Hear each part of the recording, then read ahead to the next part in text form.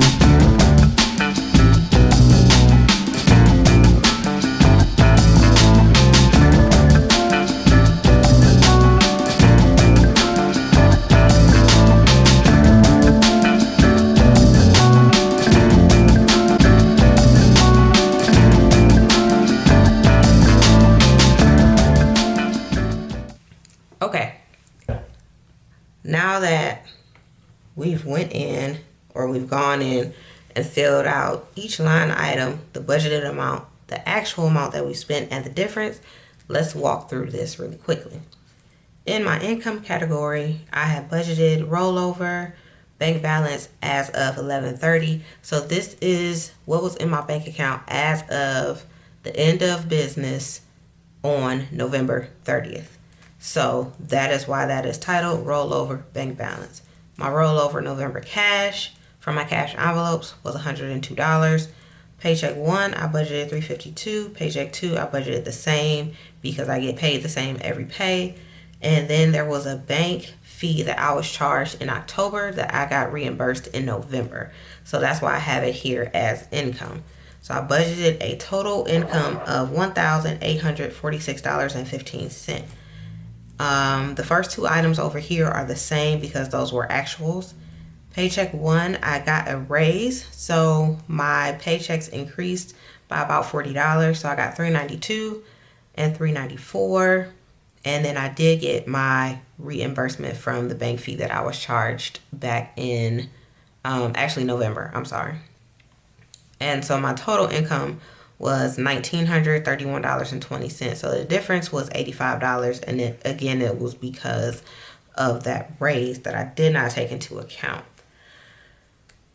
My expense categories, I have gas, music, coffee shop, eating out, groceries, kids activities, miscellaneous, personal care, and shopping. I crossed this out because I'm confusing myself. I'm thinking that I'm setting up my new budget instead of closing out my old budget. So under shopping, I just have a lump sum category. I don't have a breakout of clothing and other. That's something that I want to do in January. So that is why that is crossed out. So I budgeted total expenses of $749.79. If we go line by line, gas, I didn't use any, so I had $10 left over. Music is a subscription service, so I know exactly how much that is. Coffee shop, I use cash for, so that was fine.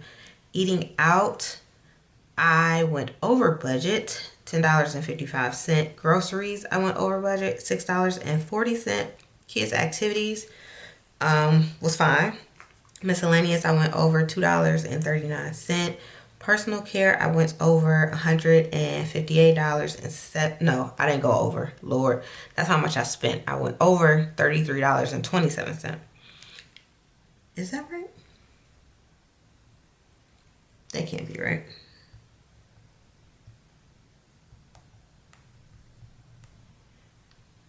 Oh, that is right. Okay. No, it's $33.07. And then shopping, I budgeted $400 and I went over $500. I keep saying I went over. I spent $552.11. This is, I can't even say it's mainly Christmas. So let's just be real here for a second. My December budget didn't stick to it. My actual spending, trash. I gotta do better. But what I did realize and what this did allow me to see is that I do the bulk of my yearly spending between Black Friday and Christmas. There's something inside of me, the holidays, the commercials, the sales, they just get me between Black Friday and Christmas. Like once I would say December 10th hit, I could feel the endorphins starting to calm down and me not wanting to buy as much. But as soon as Thanksgiving was over, as soon as Black Friday hit, all I wanted to do was spend. So the good thing that came out of this, all of the spending, is that I was able to see my habits, and I realized that from January to Black Friday, I'm focused. I am analyzing what I'm buying. I'm pre-planning. Everything is to a T. But once Black Friday hits, it's like I lose all control. And so I definitely have to, in 2020, set up some kind of sinking fund, savings account, whatever, for the 2 to 3 weeks between Black Friday and Christmas. So this $552.11, half of it was Christmas for Christmas presents, and then the rest of it was just me buying stuff for me. I'm just gonna be real. So I spent $944.31 in the month of, geez, I can't write, December, which is way too much. But here we are. And the difference between my budgeted amount and what I actually spent was $194.52. So I went over budget by $194.52. So if I take my income minus my expenses, I budgeted to have a net income of $1,096.36, which is not what happened. So if I take my actual income of $1,931.20 minus the expenses $944.31, I expected to have, or my actual net income would be $986.89. If we flip back to November really quickly,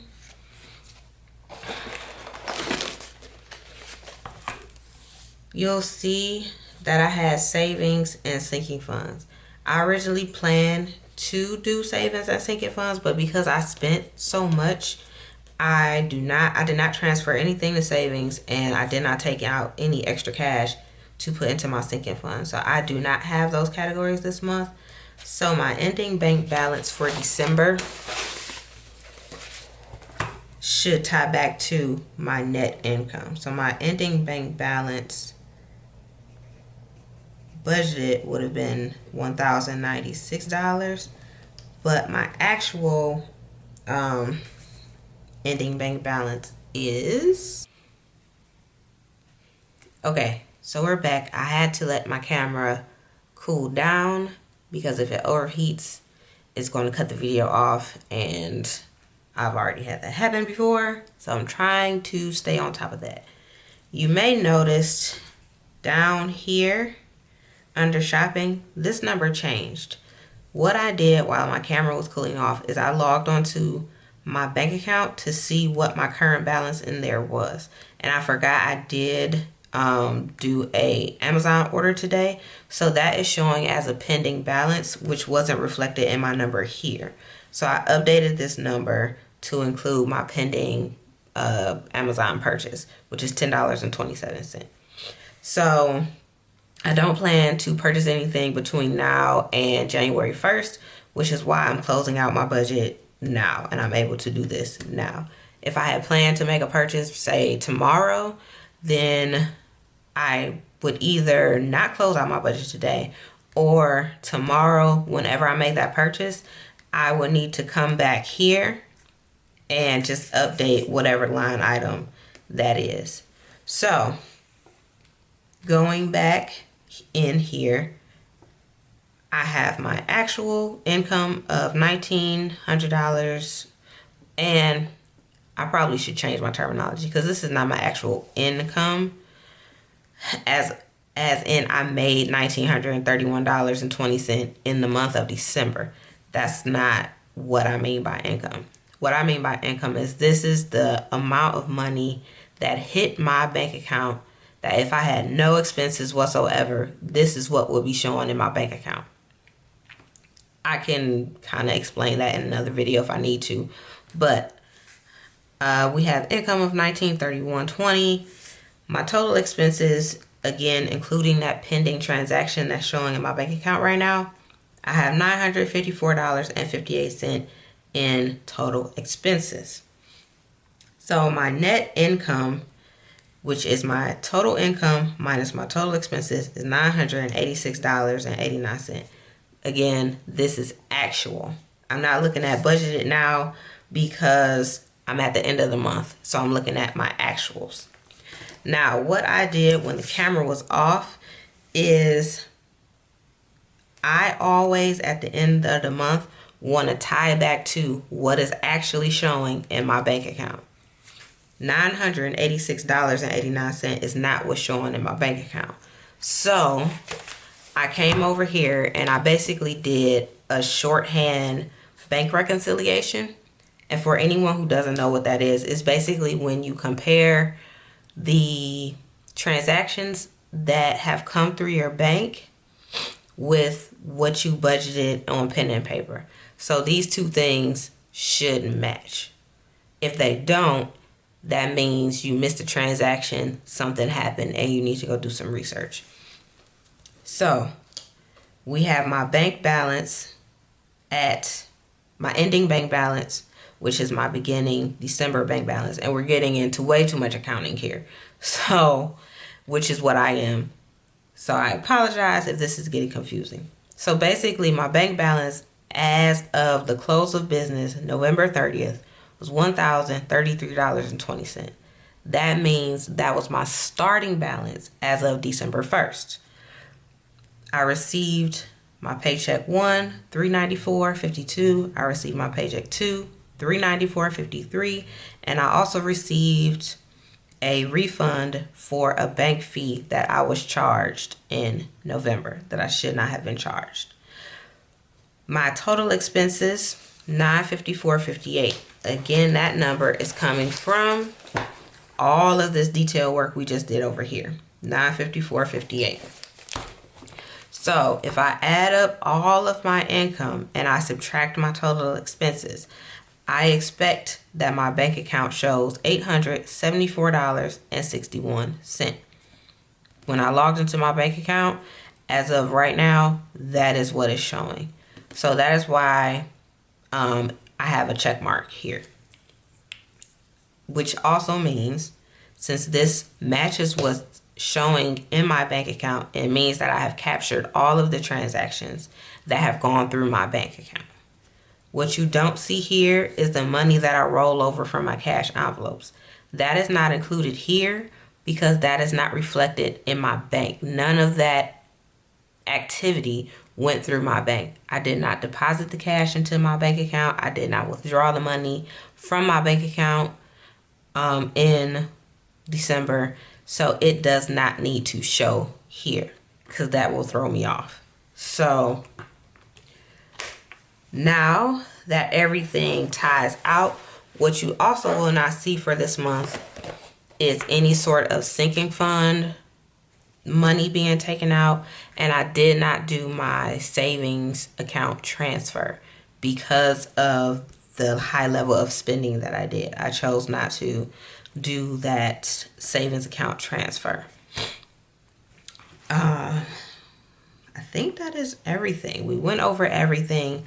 And so if you have any questions, again, I know this kind of got a little technical and a little accounting-y, and I apologize for that. It's just kind of my nature. If you have any questions, leave that in the comment section below, and I will do my best to explain clearly and help you understand whatever it is that you asked. So thank you for watching this probably long video. I really appreciate it, and I'll see you in the next video. Bye.